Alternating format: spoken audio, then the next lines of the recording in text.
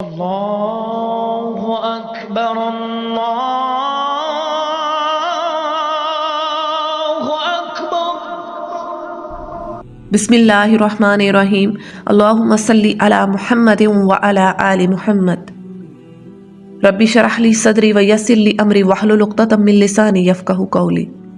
اللہم ارنا الحق حقا وارزقنا اتباعہ وارنا الباطل باطلا وارزقنا اجتنابہ۔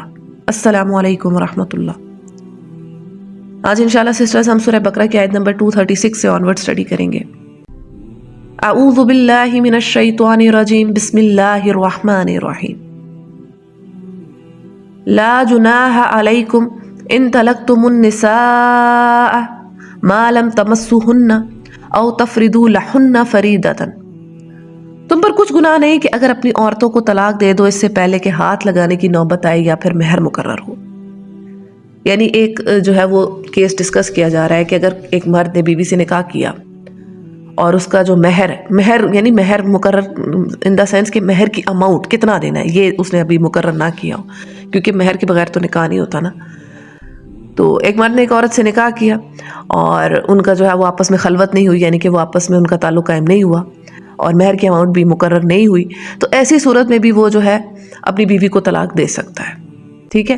یعنی جیسا کہ ہم اکثر اوقات دیکھتے ہیں کہ لڑکا باہر ملک گیا تو اس کا مائنڈ سیٹ جو ہے وہ بدل گیا، اب جو ہے وہ نہیں مان رہا، تو ایسی صورت میں جو ہے وہ اپنی بیوی کو طلاق دے سکتا ہے۔ اور پھر ایسی طلاق کی صورت میں کرنا کیا ہوگا اس کو ہم آگے پڑھتے ہیں۔ وَمَتِّعُوهُنَّ عَلَى الْمُوسِعِ قَدَرُهُ وَعَلَى الْمُقْتِرِ قَدَرُهُ مَتَاعًا بِالْمَعْرُوفِ حَقًّا عَلَى الْمُحْسِنِينَ۔ تو ایسی صورت میں انہیں چاہیے کہ کچھ نہ کچھ ضرور دے دے۔ خوشحال آدمی اپنی مقدرت کے مطابق اور غریب آدمی اپنی مقدرت کے مطابق معروف طریقے سے دے، یہ حق ہے نیک آدمیوں پر۔ یعنی ایک مرد نے بیوی کو جو ہے وہ خلوت سے پہلے طلاق دے دی، مہر کی اماؤنٹ مقرر کرنے سے پہلے طلاق دے دی، تو اب اس کو چاہیے کہ اپنی بیوی یعنی سابقہ بیوی کو کچھ نہ کچھ جو ہے نا وہ ضرور دے دے، کچھ تھوڑا سا فائدہ اس کو پہنچا دے تاکہ اس کو جو یہ ایموشنل سیٹ بیک ملا ہے وہ تھوڑا سا کمپنسیٹ ہو جائے۔ ظاہر سی بات ہے مرد کا نام جو ہے وہ عورت کے نام کے ساتھ جڑا رہا ہے، تو عورت کے لیے ایک صدمے کی بات تو ہے، تو اس صدمے کو جو ہے وہ کمپنسیٹ کرنے کے لیے، ریکور کرنے کے لیے کچھ اس کی جو ہے وہ مالی مدد کر دے۔ اور اس میں یہ ہے کہ غریب بندہ اپنی استطاعت کے مطابق کرے اور امیر بندہ اپنی وسعت کے مطابق کرے، اس میں وہ بھی نہیں ہے، یعنی کہ جو جتنا کرنا چاہے۔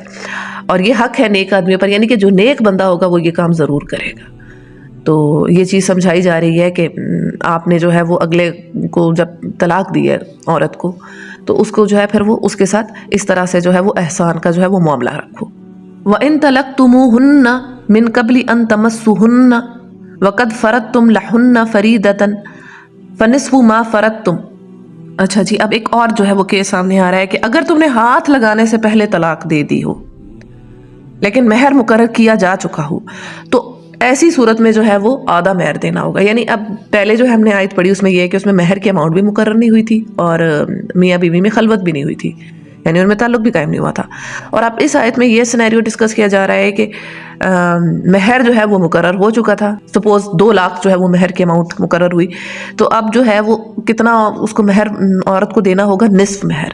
یعنی ہاتھ لگانے سے پہلے اگر شوہر جو ہے وہ اس نے بیوی کو طلاق دے دی، مرد نے بیوی کو جو ہے وہ طلاق دے دی، تو اب اس کو آدھا مہر ادا کرنا ہوگا، جو بھی اماؤنٹ اس نے فکس کی ہے۔ إِلَّا أَن يَعْفُونَ أَوْ يَعْفُوَ الَّذِي بِيَدِهِ عُقْدَةُ النِّكَاحِ۔ یہ اور بات ہے کہ عورت نرمی برتے اور مہر نہ لے، یا وہ مرد جس کے اختیار میں عقد نکاح ہے، یعنی جس مرد نے جو ہے وہ نکاح کیا ہوا ہے، نرمی سے کام لے اور پورا مہر دے دے۔ اچھا، اس میں بتایا جا رہا ہے کہ یہ بھی کیا جا سکتا ہے کہ عورت جو ہے وہ اپنا نصف جو آدھا مہر اس کو مل رہا ہے وہ بھی وہ معاف کر سکتی ہے مرد کو کہ چلے چھوڑو کوئی بات نہیں، جو اس نے مجھے طلاق دے دیا تو پیسوں کا کیا کرنا۔ اور اسی طرح مرد بھی جو ہے وہ بھی فیاضی دکھا سکتا ہے، وہ بھی معاف کر سکتا ہے، وہ اس طرح معاف کر سکتا ہے کہ جو نصف مہر اس کو دینا ہے، آدھا مہر دینا ہے، وہ اس کی بجائے پورا مہر دے دے، یعنی ایک دوسرے کے ساتھ جو ہے وہ فیاضی کا معاملہ کر دے، یا عورت اپنا مہر آدھا مہر بھی معاف کر دے، یا پھر مرد جو ہے وہ آدھے کے بجائے پورا دے دے، وہ بھی جو ہے وہ احسان کا معاملہ کر دے۔ وَأَن تَعْفُوا أَقْرَبُ لِلتَّقْوَىٰ۔ اور تم نرمی سے کام لو تو یہ تقویٰ سے زیادہ مناسبت رکھتا ہے۔ تم نرمی سے کام لو، اس سے مراد عورت بھی ہو سکتی ہے کہ وہ اپنا مہر معاف کر دے، یا پھر مرد کہ وہ جو ہے وہ آدھے کے بجائے پورا دے دے۔ تو اللہ جل شانہ حکم دے رہے ہیں کہ ہر بندے کے جو ہے نا وہ یہ معاملہ ہونا چاہیے کہ وہ ایک دوسرے کے ساتھ جو ہے وہ فیاضی والا سلوک کرے، ایک دوسرے کے اوپر جو ہے وہ احسان والا معاملہ کرے، دینے والا بنے ہر بندہ جو ہے۔ وَلَا تَنْسَوُا الْفَضْلَ بَيْنَكُمْ إِنَّ اللَّهَ بِمَا تَعْمَلُونَ بَصِيرٌ۔ آپس کے معاملات میں فیاضی کو نہ بھولو، تمہارے اعمال کو اللہ دیکھ رہا ہے۔ اللہ جل شان ارشاد فرما رہے ہیں کہ ایک دوسرے کے ساتھ جو معاملہ ہے وہ فیاضی والا معاملہ کرو، ایک دوسرے کے ساتھ احسان والا معاملہ کرو۔ یعنی مرد ہے تو وہ جو ہے وہ عورت کے ساتھ اچھا سلوک کر دے، اپنا حق چھوڑ دے، اپنا حق معاف کر دے۔ عورت ہے وہ بھی اگر کر دے تو وہ بھی کوئی وہ نہیں ہے۔ زیادہ سوٹیبل یہ ہے کہ مرد جو ہے وہ عورت کو جو ہے وہ پورا ہی مہر دے دے، ایسی صورت میں کہ وہ اپنی بیوی کو جو ہے وہ طلاق جو ہے وہ خلوت سے پہلے اپنی بیوی کو طلاق دے دے اور مہر مقرر کیا جا چکا ہو، تو اس کو چاہیے کہ پورا ہی دے دے، یعنی کہ اس احسان کا معاملہ کر دے۔ عورت بھی کر سکتی ہے کہ معاف کر دے۔ تو اب دیکھیں وہی بات ہے کہ بار بار یہی چیز سمجھائی جا رہی ہے کہ آپس میں جو ایک دوسرے کے ساتھ ہے وہ فضل کا معاملہ کرو۔ اللہ کا فضل جو شخص چاہتا ہے تو اس کو چاہیے اللہ کی مخلوق پر جو ہے وہ اپنا فضل قائم کرے۔ جو بندوں کے ساتھ احسان کا معاملہ کرتا ہے اللہ اس کے ساتھ احسان کا معاملہ کرتا ہے۔ وہ کہتے ہیں نا کہ اپنے درجن کو 13 کر دیں، ٹھیک ہے، 12 پہ ہوتا ہے نا تو آپ 13 پہ کر دیں، یعنی اگلے کو اس کے حق سے زیادہ دے دیں۔ اور اس کی وجہ کیا ہے؟ کیونکہ دینے والا ہاتھ جو ہے وہ لینے والے ہاتھ سے بہتر ہے۔ دینے والے بنے، کیونکہ دینے والوں کو اللہ دیتا ہے۔ تو اب یہ صرف میاں بیوی کے تعلق میں یہ چیز نہیں ہے، یہ ہر جگہ ہونی چاہیے۔ جہاں کہیں جیسے مثال کے طور پہ ہمارے سرونٹس کے ساتھ ہمارا یہ معاملہ ہونا چاہیے، ہمارے گھر والوں کے ساتھ ہمارا یہ معاملہ ہونا چاہیے، اب ہمارے والدین کے ساتھ ہمارا ایسا معاملہ ہونا چاہیے، والدین کا اولاد کے ساتھ ہونا، یعنی ہر بندہ اپنی اپنی جگہ یہ سوچے کہ میں نے جو ہے وہ اپنی ذات سے جو ہے وہ لوگوں کے اوپر جو ہے وہ احسان کرنا ہے، اپنی ذات سے لوگوں کو فائدہ پہنچانا ہے۔ ہر بندے کا یہ ایم ہونا چاہیے کہ میری ذات سے جو ہے وہ مخلوق خدا کو نفع پہنچے۔ اور جو بھی ہم عمل کر رہے ہیں اللہ اس کو دیکھ رہے ہیں، یعنی جو کوئی جتنی بھی نیکی کر رہا ہے، چھوٹی سی چھوٹی کوئی نیکی کر رہا ہے یا چھوٹی سی چھوٹی بھی کوئی برائی کر رہا ہے، اللہ کے علم میں سب کچھ ہے، اللہ سب چیزوں کو نوٹ کر رہا ہے۔ حافظوا علی الصلوات، اپنی نمازوں کی نگہداشت کرو۔ اچھا دیکھیں پیچھے طلاق کا پورا ٹاپک چلا ہے، کافی آیات جو ہم نے طلاق کے ٹاپک پہ کور کی ہیں، اور اب فوراً سے جو نماز کا ذکر آیا، یہ کیا ہے، اس کا کیا ربط بن رہا ہے؟ دیکھیں طلاق جیسے معاملات جب بھی ہوتے ہیں تو میجورٹی کیسز میں یہ دیکھا گیا کوئی نہ کوئی فریق زیادتی کر رہا ہوتا ہے، یا شوہر کر رہا ہے یا بیوی کر رہی ہے یا گھر والے کریں، کہیں نہ کہیں سے زیادتی ضرور ہوتی ہے۔ اللہ ماشاء کے کئی ایسے کیسز بھی ہوتے ہیں جیسے کہ حضرت زینب رضی اللہ عنہ اور حضرت زید رضی اللہ عنہ کا واقعہ کہ دونوں جو تھے وہ زہد اور تقوی پر تھے اور دونوں میں پھر بھی طلاق ہو گئی۔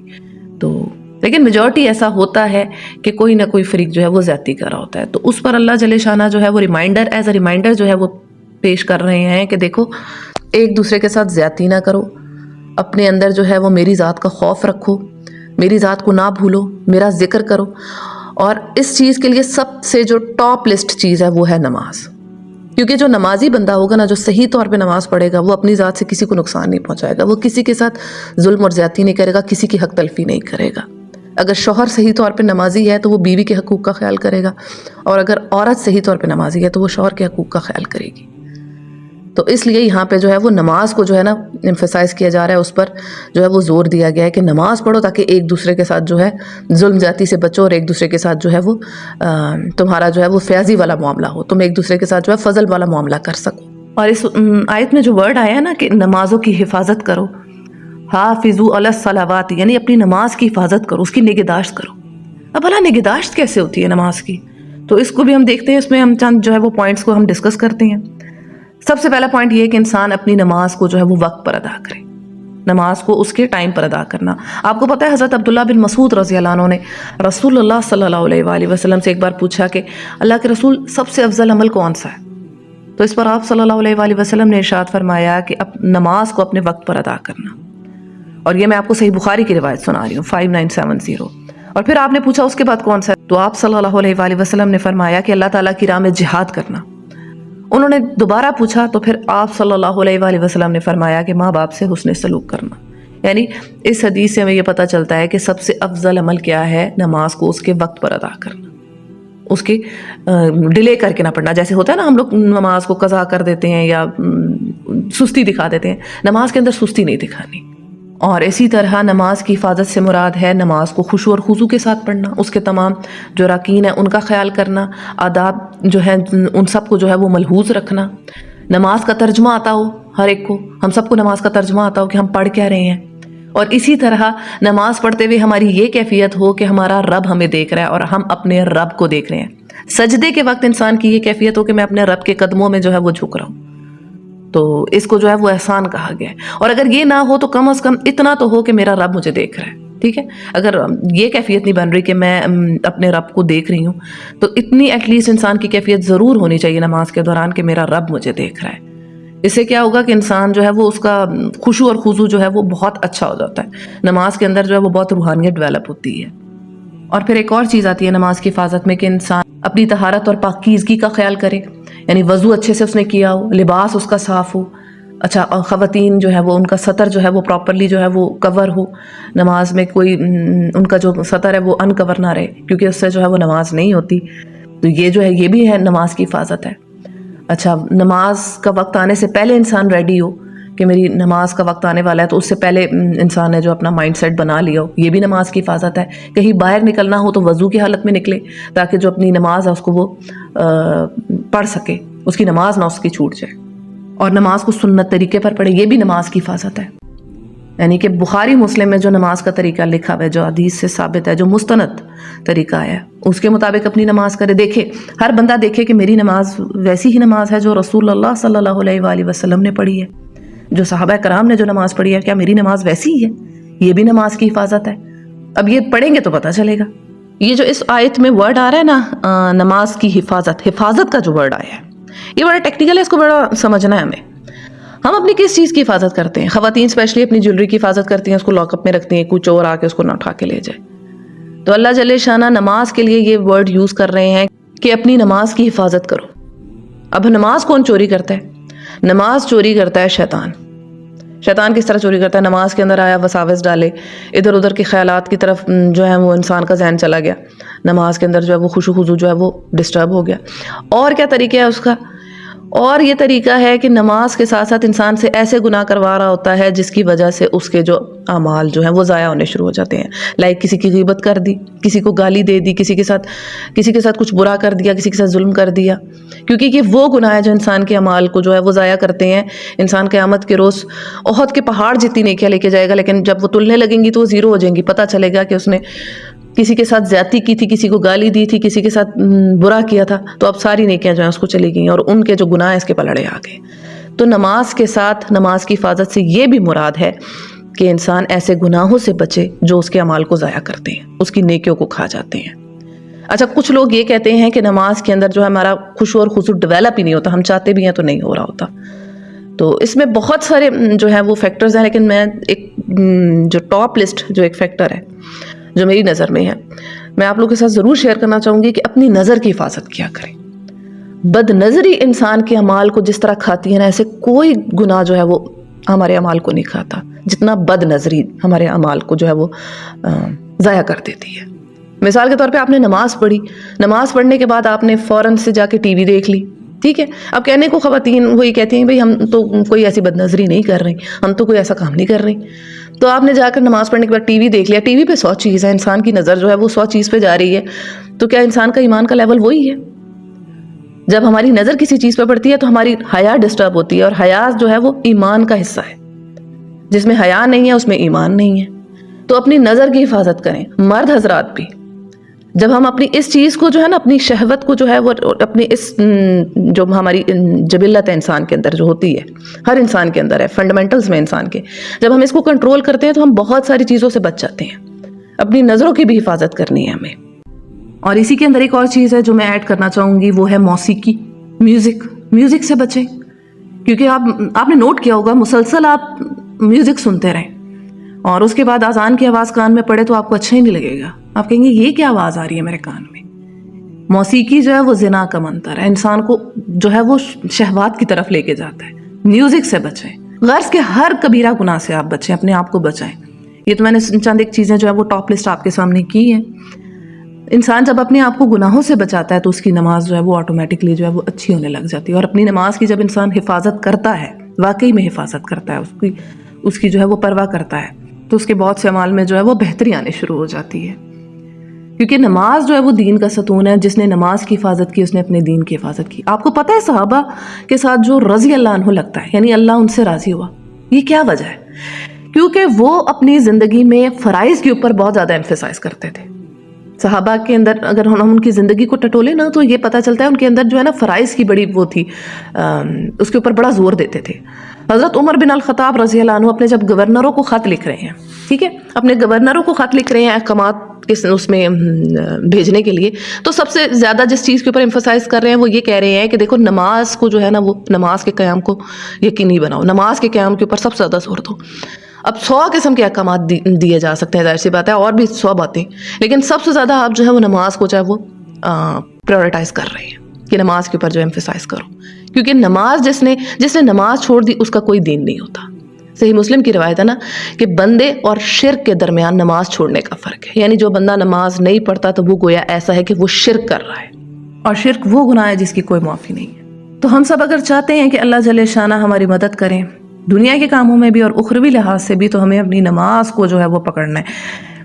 آپ لوگوں میں سے جس کا کوئی مقصد ہے نا زندگی میں, چاہے وہ دنیاوی لحاظ سے ہے چاہے وہ دینی لحاظ سے ہے, کوئی بھی مقصد ہے زندگی کا, کوئی گول ہے, آپ نے اپنا سوچا ہے کہ میں نے اس چیز کو اچیو کرنا ہے, چپ کر کے آپ نماز کو پکڑ لیں اور صحیح معنوں میں پکڑ لیں, ٹھیک ہے, اس کے ظاہر اور باطن کے ساتھ, اس کے سارے جو پراپر سارا جو ہے اس کا ان شرائط کے ساتھ نماز کو آپ پکڑیں, آپ اپنی منزل کو ضرور پہنچو گے.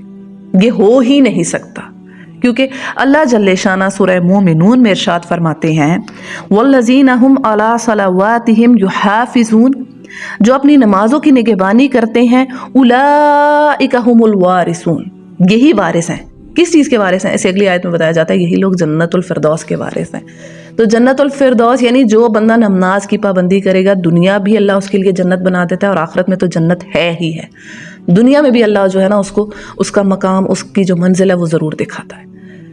تو ہر بندہ ہم میں سے جس کو کچھ چاہیے زندگی میں, کوئی مقصد ہے, تو اپنے ساتھ جو ہے نا وہ نماز کی مدد لے, کیونکہ سورہ بقرہ میں بھی ہے یا ایھا الذین آمنوا استعینوا بالصبر والصلاۃ, اے لوگو جو ایمان لائے ہو صبر اور نماز سے مدد لو.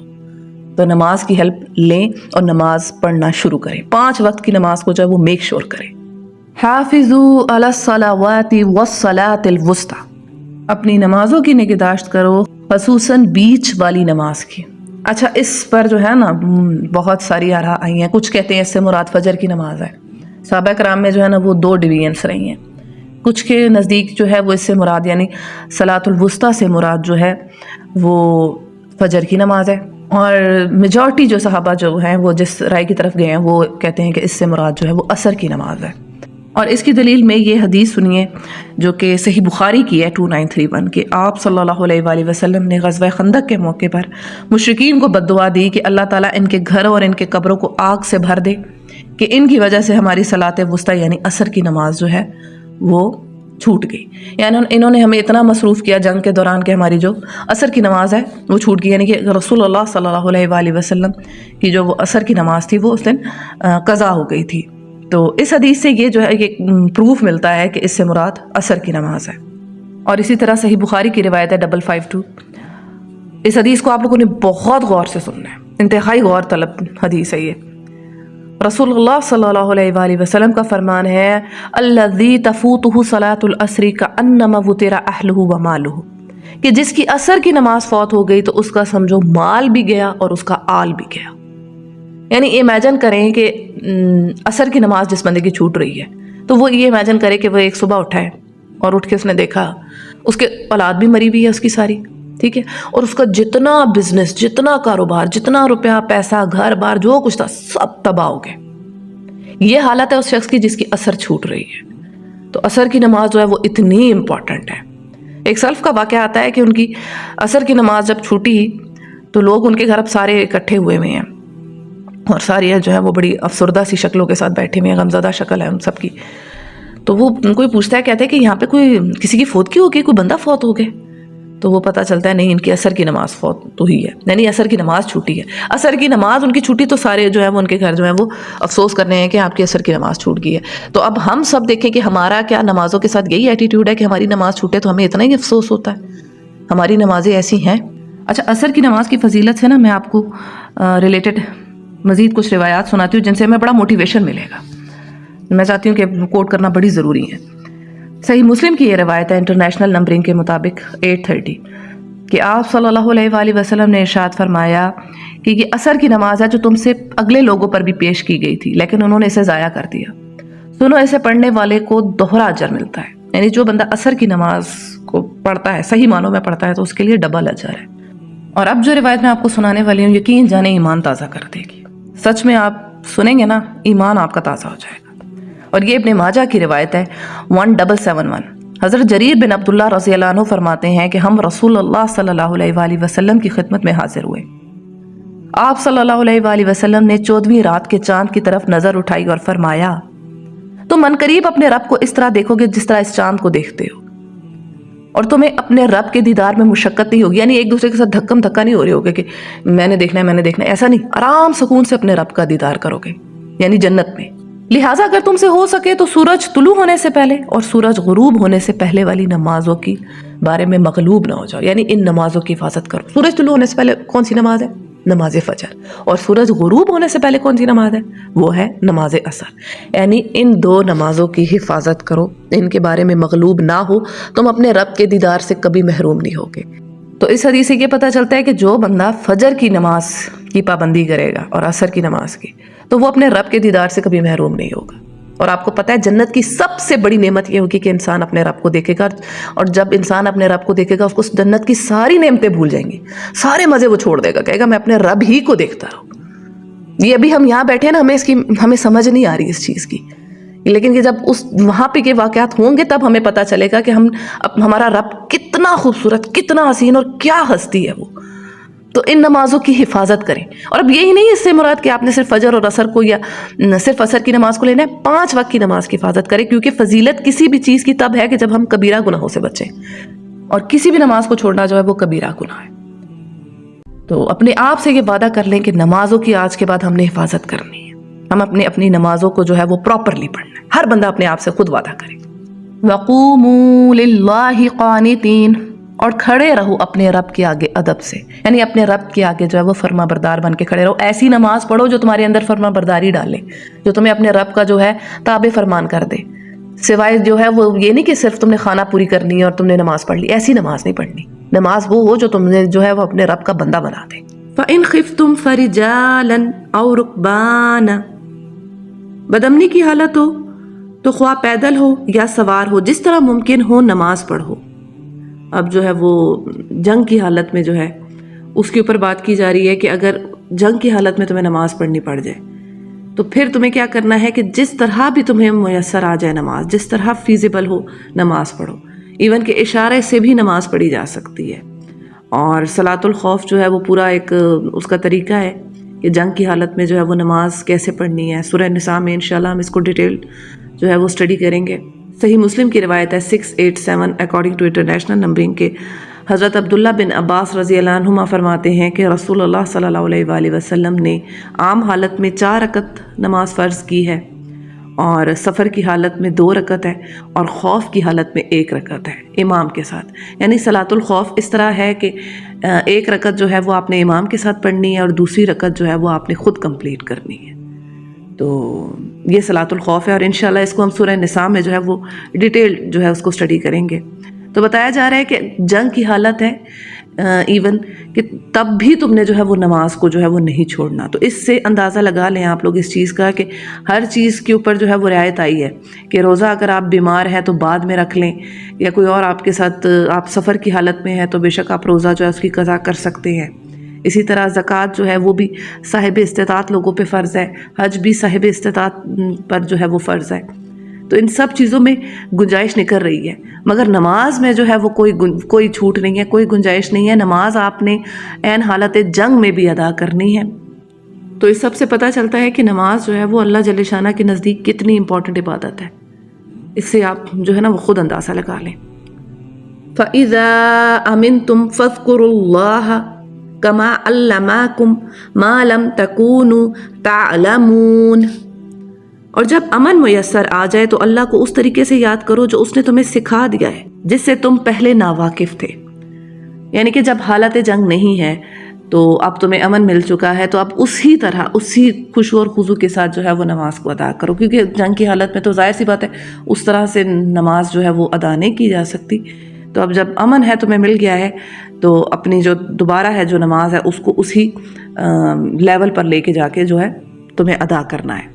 اور اس میں ایک اور چیز میں ایڈ کرنا چاہوں گی کہ نماز کے بعد جو سنت اذکار ہے ان کی بھی پابندی کرنی چاہیے، اور سارے ہی سنت اذکار امپورٹنٹ ہے، لیکن جو سب سے زیادہ جن کے اوپر جو میں کہوں گی کہ آپ ایمفسائز کیا کریں، ایک تو فرض نماز کے بعد آیت الکرسی، اور دوسرا جو تسبیحات فاطمہ ہیں جو کہ ہیں سبحان اللہ 33 مرتبہ، اور 33 مرتبہ الحمدللہ، 33 مرتبہ اللہ اکبر، اور 100 کا فگر پورا کرنے کے لیے ہے لا الہ الا اللہ وحدہ لا شریک لہ لہ الملک ولہ الحمد وہو علی کل شیء قدیر۔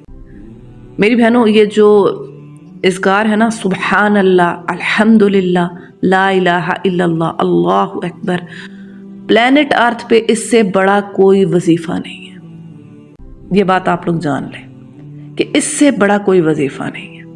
اور تسبیحات فاطمہ میں یہ جو سارے اذکار ہیں یہ آ رہے ہوتے ہیں، 33 مرتبہ سبحان اللہ بھی آتا ہے، 33 مرتبہ الحمدللہ بھی آتا ہے، 33 مرتبہ اللہ اکبر بھی آتا ہے، اور لا الہ الا اللہ بھی آتا ہے۔ تو نماز کے بعد ان اذکار کی جو ہے وہ بھی پابندی کریں، تاکہ جو ہے وہ کمپلیٹ جو ہے وہ نماز کا جو فائدہ ہے وہ ہم سب کو مل سکے۔ اور آج سے اپنا یہ گول بنا لیں کہ ہم نے اپنی نمازوں کو ڈے بائی ڈے امپروو کرنا ہے، اپنی نمازوں کی حفاظت کرنی ہے، اور اس کے لیے اللہ جل شانہ سے دعا کریں، اللہ تعالیٰ سے دعا کریں کہ یا اللہ ہماری نمازوں کو بہتر بنا۔ بے شک اللہ اپنے بندے کی سنتا ہے۔ اور 5 وقت کی نماز کی پابندی کی کوشش کریں کہ 5 وقت کی نماز جو ہے ہم پڑھیں، کوئی نماز ہماری نہ چھوٹے۔